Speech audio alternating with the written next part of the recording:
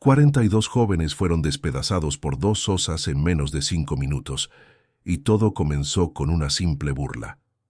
No estoy exagerando, no es una metáfora, y definitivamente no es una historia inventada. Es uno de los episodios más brutales y perturbadores registrados en las páginas de la Biblia, y te garantizo que después de escuchar todos los detalles, nunca vas a ver este relato de la misma manera. Porque lo que realmente sucedió ese día en las afueras de Betel cambió para siempre la percepción que el pueblo de Israel tenía sobre el respeto hacia los profetas de Dios, y las consecuencias fueron tan devastadoras que aún hoy, miles de años después, seguimos debatiendo si el castigo fue proporcional a la ofensa. Y aquí viene lo más impactante de todo. Estos no eran niños pequeños como muchos creen. La palabra hebrea utilizada en el texto original revela algo completamente diferente, algo que va a cambiar por completo tu entendimiento de esta historia. Pero antes de revelarte ese detalle crucial, necesitas conocer el contexto completo, porque sin él es imposible comprender la magnitud real de lo que estás a punto de descubrir. Estamos en el año 850 a.C., aproximadamente. El reino del norte de Israel está sumido en una crisis espiritual sin precedentes. El rey Acab ha muerto, y con él se ha desatado una lucha de poder que tiene al pueblo dividido y confundido. En medio de este caos político y religioso, emerge una figura que va a marcar un antes y un después en la historia bíblica: Eliseo, el sucesor del gran profeta Elías. Pero Eliseo no es como su mentor. Donde Elías era dramático y teatral, Eliseo es calculador y directo. Donde Elías buscaba los desiertos y las montañas para encontrarse con Dios, Eliseo camina entre las ciudades, confrontando directamente a quienes desafían la autoridad divina. Y es precisamente esta diferencia en su personalidad lo que va a desencadenar los eventos que están a punto de relatarte. El día de la tragedia comenzó como cualquier otro. Eliseo había partido de Jericó temprano en la mañana, dirigiéndose hacia Betel, una ciudad que tenía un significado especial en la historia de Israel. Betel significa literalmente casa de Dios, y fue allí donde Jacob tuvo su famoso sueño de la escalera que llegaba hasta el cielo. Pero para este momento en la historia, Betel se había convertido en algo completamente opuesto a lo que su nombre representaba. El rey Jeroboam había establecido en Betel uno de sus santuarios idolátricos, con un becerro de oro que competía directamente con el templo de Jerusalén.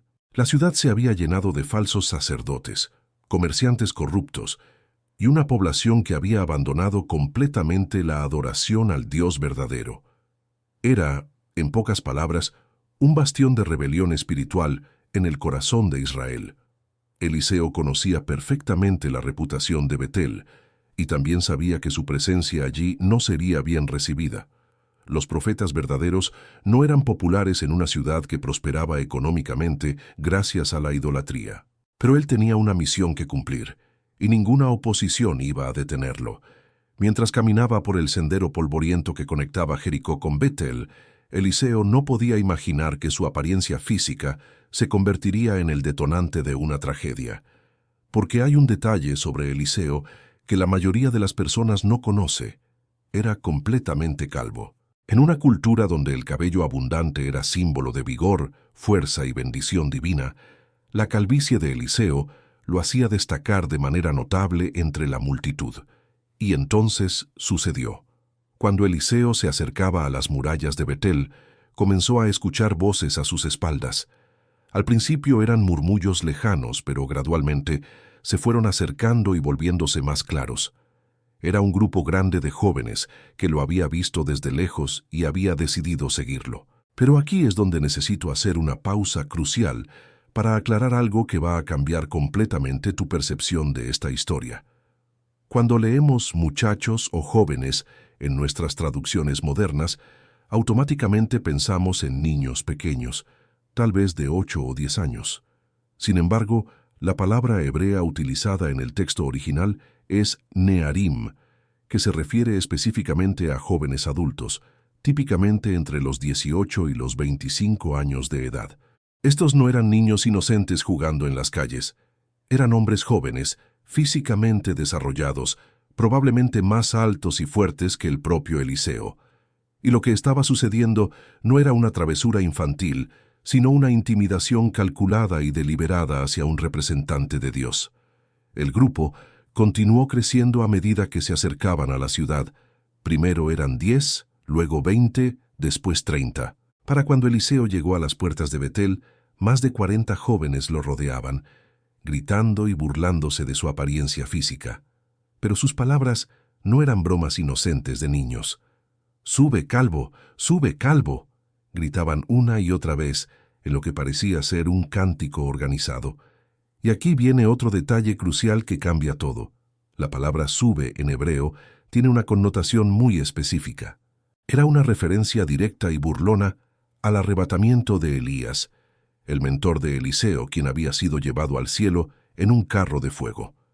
En otras palabras, estos jóvenes no solo se estaban burlando de la apariencia física de Eliseo, estaban blasfemando deliberadamente contra Dios, sugiriendo de manera sarcástica que Eliseo debería seguir el mismo camino de su maestro y desaparecer para siempre. Era una provocación religiosa de la más grave magnitud, un desafío directo no solo a la persona de Eliseo, sino a la autoridad divina que él representaba. Eliseo se detuvo. El bullicio de la multitud se intensificó, alimentado por la aparente indecisión del profeta. Los jóvenes interpretaron su pausa como una señal de debilidad, y sus gritos se volvieron aún más agresivos y despectivos. Algunos comenzaron a empujarse entre ellos, acercándose cada vez más al profeta, creando un círculo amenazante que se cerraba lentamente. En ese momento crucial, Eliseo tomó una decisión que cambiaría para siempre su ministerio y dejaría una marca indeleble en la historia de Israel. Se volvió hacia sus atacantes y con una autoridad que venía directamente del trono de Dios, pronunció una maldición que haría temblar los cimientos espirituales de toda la región. Las palabras que salieron de su boca no fueron un arranque de ira personal o una venganza emocional. Fueron una declaración profética con el poder del Todopoderoso, respaldándola, y lo que sucedió inmediatamente después demostró de manera inequívoca que el Dios de Israel no tolera la blasfemia y el desprecio hacia sus ungidos. Pero lo que ninguno de los presentes esperaba, ni siquiera el propio Eliseo, era la forma brutal y definitiva en que se manifestaría el juicio divino. Porque en cuestión de segundos, el día soleado y aparentemente normal se convirtió en una pesadilla que quedaría grabada en la memoria colectiva de Israel durante generaciones. El silencio que siguió a las palabras de Eliseo fue ensordecedor. Los gritos cesaron abruptamente, como si una mano invisible hubiera sellado las bocas de todos los presentes. El aire mismo pareció espesar, cargándose de una tensión que podía sentirse físicamente. Los jóvenes miraron alrededor con nerviosismo creciente, sin comprender completamente lo que acababa de suceder, pero sintiendo instintivamente que algo había cambiado de manera irreversible. Y entonces, desde la espesura del bosque cercano, llegó el sonido.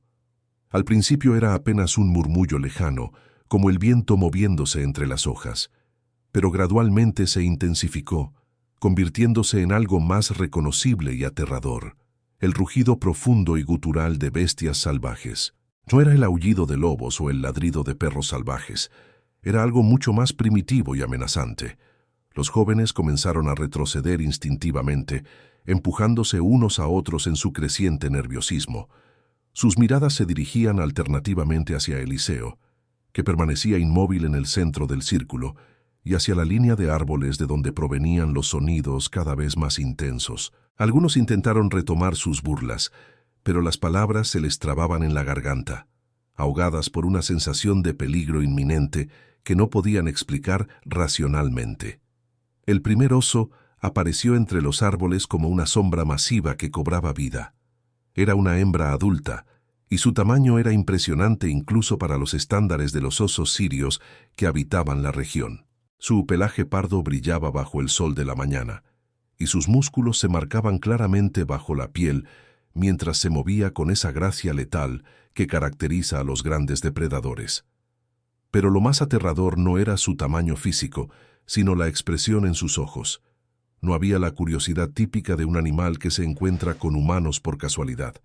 Había algo más primitivo y dirigido, una furia que parecía haber sido desatada por una fuerza sobrenatural. Sus ojos pequeños y oscuros estaban fijos en el grupo de jóvenes con una intensidad que helaba la sangre. El segundo oso emergió apenas segundos después, y la situación pasó de preocupante a desesperada en un instante. Era evidente que se trataba de la pareja de la primera, y su tamaño era aún más intimidante. Los dos animales se posicionaron estratégicamente, como si hubieran coordinado su ataque con la precisión de cazadores experimentados. Los jóvenes estallaron en pánico. Los gritos de burla se convirtieron en gritos de terror genuino. Algunos intentaron correr hacia las puertas de la ciudad, pero la distancia era demasiada, y los osos se movían con una velocidad que desafiaba su masa corporal.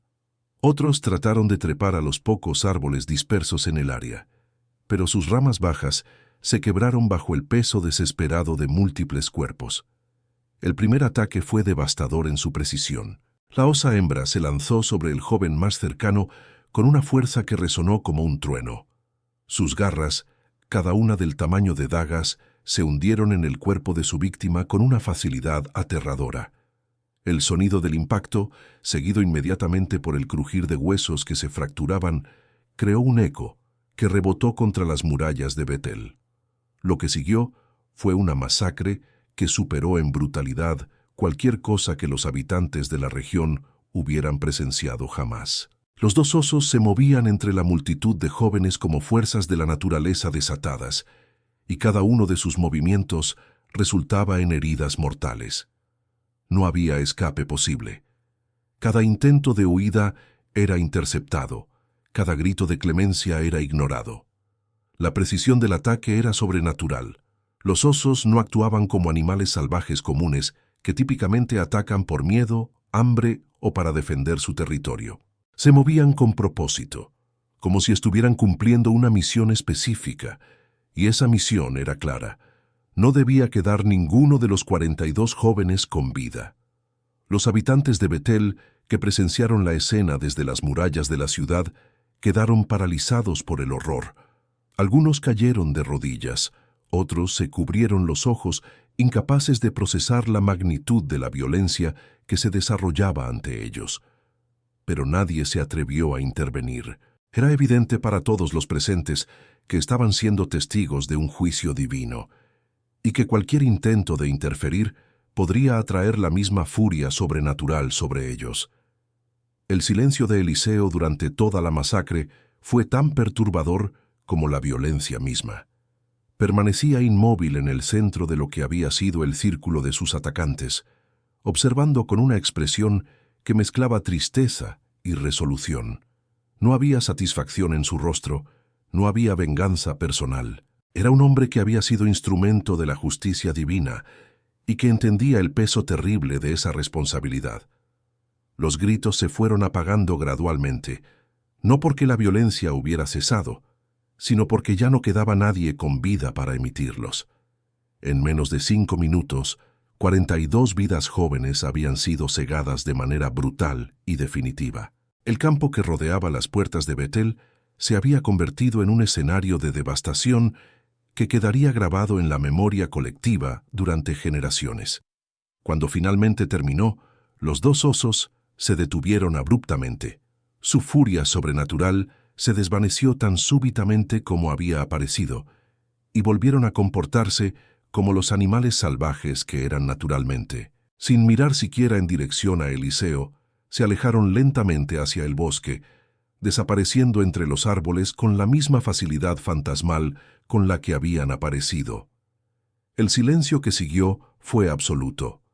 No había viento, no había cantos de pájaros, no había voces humanas, solo el eco persistente de la violencia que había tenido lugar, suspendido en el aire como un recordatorio tangible del poder terrible del Dios de Israel cuando su autoridad es desafiada de manera flagrante. Eliseo permaneció inmóvil durante varios minutos más, no por shock o trauma, sino en lo que parecía ser una profunda reflexión espiritual.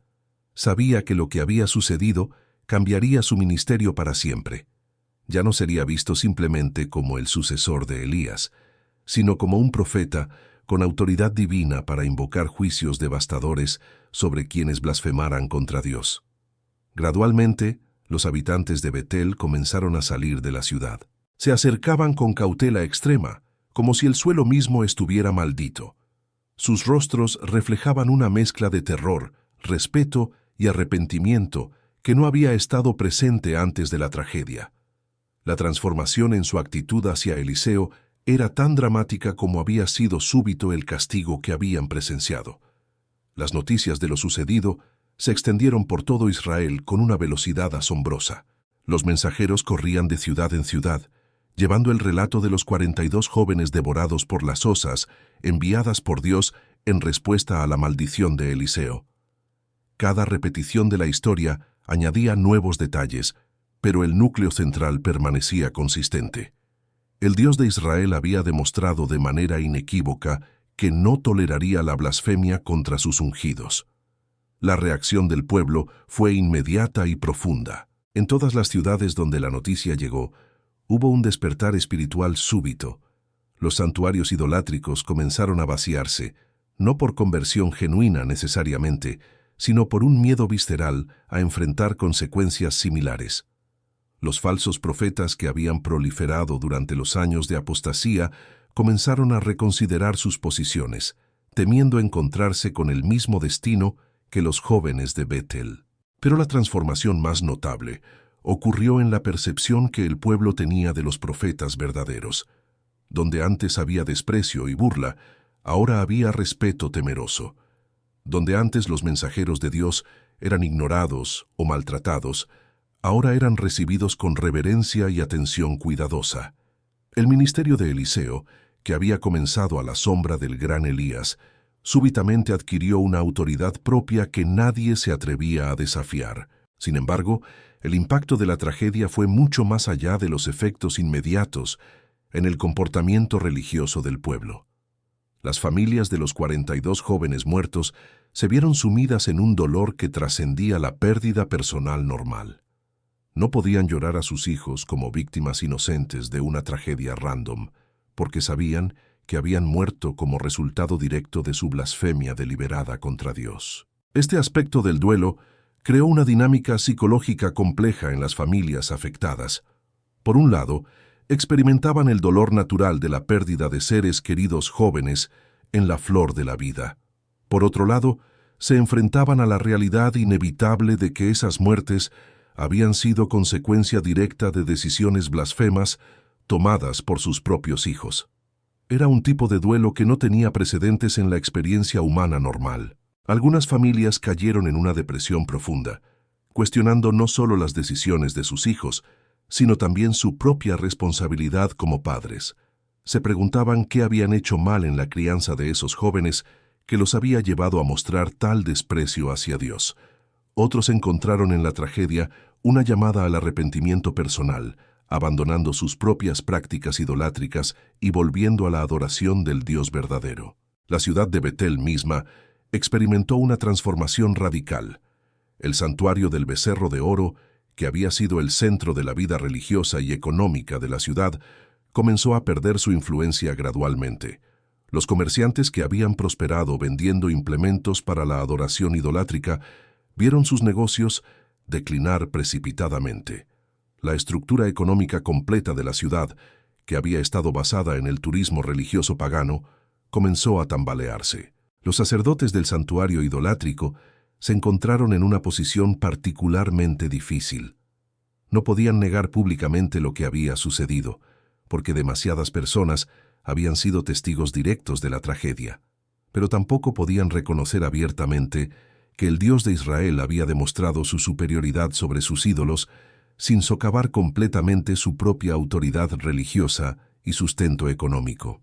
Esta tensión llevó a una crisis de identidad en el liderazgo religioso de Betel que se extendió durante años.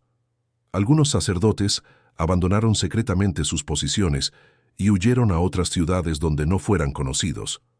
Otros intentaron reinterpretar lo sucedido de maneras que minimizaran las implicaciones teológicas, sugiriendo que había sido simplemente una coincidencia trágica entre el ataque de animales salvajes y la presencia del profeta. Pero estas racionalizaciones no encontraron mucha aceptación popular. La precisión sobrenatural del ataque, el hecho de que los osos hubieran aparecido inmediatamente después de la maldición de Eliseo, y la manera en que habían atacado específicamente solo a los blasfemadores mientras dejaban intacto al profeta, hacían imposible cualquier explicación naturalista convincente. El impacto teológico de los eventos se extendió mucho más allá de las fronteras de Israel. Las naciones vecinas, que habían observado con interés el declive espiritual del pueblo elegido durante las décadas anteriores, súbitamente comenzaron a reconsiderar su comprensión del poder del Dios israelita. Los relatos de la masacre llegaron a las cortes reales de Siria, Egipto y Asiria, generando discusiones serias sobre las implicaciones políticas y militares de enfrentar a una nación cuyo Dios podía invocar tal destrucción instantánea. Esta nueva percepción internacional del poder divino de Israel tuvo consecuencias diplomáticas significativas. Algunos reinos que habían estado considerando invasiones o presiones militares comenzaron a reconsiderar sus estrategias. La reputación de invencibilidad que había rodeado al Dios de Israel durante los días de Moisés y Josué y que había disminuido durante los años de apostasía, súbitamente se restauró con una fuerza renovada. Para Eliseo personalmente, los eventos marcaron el comienzo de una nueva fase en su ministerio profético. Ya no tenía que luchar por establecer su credibilidad o autoridad. Su palabra era recibida con respeto inmediato e incuestionable. Cuando llegaba a una ciudad, las multitudes se reunían no por curiosidad, sino por un deseo genuino de escuchar lo que Dios tenía que decir a través de él. Sin embargo, esta nueva autoridad también trajo consigo una responsabilidad aumentada. Eliseo era consciente de que sus palabras ahora tenían un peso literal de vida o muerte. Ya no podía hablar casualmente o permitirse arrebatos emocionales, porque sabía que Dios respaldaba sus declaraciones proféticas con poder sobrenatural. Esta realización lo llevó a una vida de oración y meditación aún más intensa, buscando constantemente la guía divina antes de pronunciar cualquier juicio o bendición. Los milagros que siguieron en el ministerio de Eliseo también tomaron una dimensión diferente después de los eventos de Betel. Mientras que antes sus acciones sobrenaturales habían sido principalmente actos de misericordia y provisión, como la multiplicación del aceite de la viuda o la resurrección del hijo de la sunamita, ahora el pueblo era igualmente consciente de su capacidad para invocar juicios devastadores cuando la situación lo requería. Esta dualidad en la percepción del ministerio de Eliseo reflejaba una comprensión más madura de la naturaleza de Dios mismo. El pueblo comenzó a comprender que el mismo Dios que podía proveer milagrosamente para sus necesidades también demandaba respeto absoluto y obediencia a su palabra. No era un Dios que pudiera ser manipulado o tomado a la ligera, sino uno cuya santidad requería una reverencia genuina y constante. La historia de los 42 jóvenes también estableció un precedente importante en la comprensión bíblica de la responsabilidad colectiva y las consecuencias del pecado. Demostró que las acciones individuales, especialmente cuando son realizadas en grupo y con premeditación, pueden tener consecuencias que afectan no solo a los perpetradores, sino a comunidades enteras. Las familias de los jóvenes muertos, la ciudad de Betel, y en última instancia toda la nación de Israel, fueron impactadas por las decisiones blasfemas de esos 42 individuos. Esta lección sobre la responsabilidad colectiva resonó profundamente en una cultura que ya entendía los conceptos de solidaridad tribal y familiar. Pero la tragedia de Betel lo llevó a un nivel completamente nuevo, demostrando que la blasfemia pública contra Dios no era simplemente un asunto personal entre el individuo y la divinidad, sino un acto que ponía en peligro el bienestar espiritual y físico de toda la comunidad. Las implicaciones de esta comprensión fueron profundas y duraderas. Las comunidades israelitas comenzaron a ejercer una vigilancia mucho más estricta sobre el comportamiento religioso de sus miembros, no por legalismo, sino por una comprensión genuina de que las acciones impías de unos pocos podían traer calamidades sobre muchos. Esta nueva dinámica social contribuyó significativamente al avivamiento espiritual que caracterizó los años posteriores del ministerio de Eliseo.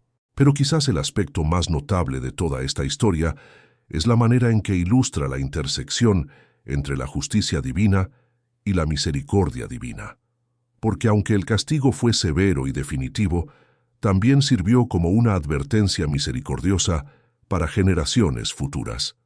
Las muertes de los 42 jóvenes se convirtieron en un recordatorio permanente de las consecuencias de la blasfemia, pero también en una llamada continua al arrepentimiento y la reverencia. A medida que los años pasaron y la historia se contaba y recontaba, adquirió las características de una parábola viviente sobre la importancia del respeto hacia Dios y sus ungidos. Los padres la relataban a sus hijos no para aterrorizarlos, sino para inculcarles una comprensión saludable del temor del Señor. Los maestros religiosos la utilizaban como una ilustración poderosa de por qué la obediencia a Dios no es opcional, sino una cuestión de vida o muerte literal. El legado de estos eventos también influyó en la manera en que los israelitas entendían el papel y la autoridad de los profetas. Ya no eran vistos simplemente como predicadores o maestros religiosos, sino como representantes directos del poder divino en la tierra. Esta nueva comprensión llevó a un mayor respeto por la institución profética en general y contribuyó al florecimiento de las escuelas de profetas que caracterizaron este período de la historia israelita.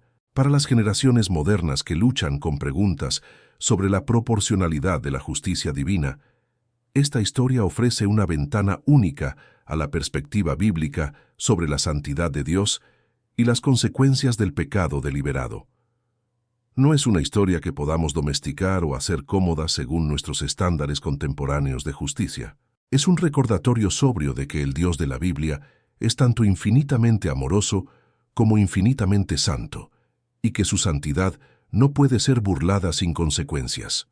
La historia también nos desafía a examinar nuestras propias actitudes hacia la autoridad espiritual y la reverencia hacia Dios. En una era donde la burla hacia lo sagrado es común y a menudo celebrada, el relato de los 42 jóvenes nos recuerda que hay líneas que no deben ser cruzadas y que el respeto hacia Dios no es una sugerencia cultural, sino una demanda moral absoluta.